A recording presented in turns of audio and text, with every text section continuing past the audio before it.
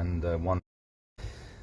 So there's been a few people talking about the government strategy on COVID for now, and wondering why are we not shutting everything down now? Italy's done it, everyone else has done it, why are we not doing it? Well, it is counterintuitive, so it is sort of worth unwrapping, but it does make a certain amount of sense. So I'm going to try and show you this using medium of buckets of water. So this bucket here represents the population, 60 million people in there, all of whom have the capacity to get sick.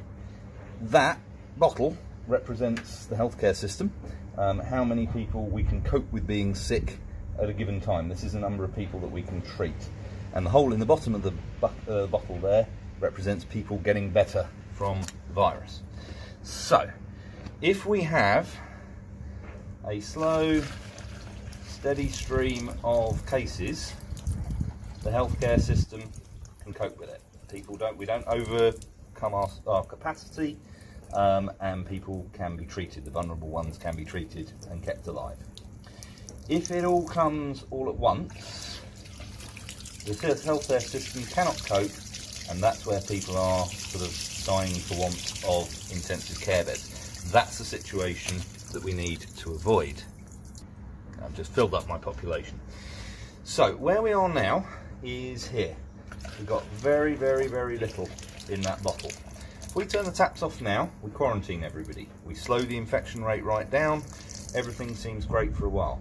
After 4 weeks in quarantine, what happens? Everyone goes out. Sainsbury's, same population that hasn't had it, same problem. So the reason we are not isolating now is that to try and stop it at this point, when there's only a matter of sort of 500 confirmed cases, 10,000 total, a matter of 10s or 20s in intensive care, this is the wrong time to slow it down. What their plan is for the next few weeks to allow some infections to happen, but not overtop that. And at that point, when it's right at the top, now, this is where you need the quarantine. That's at the point at which we need to slow it down.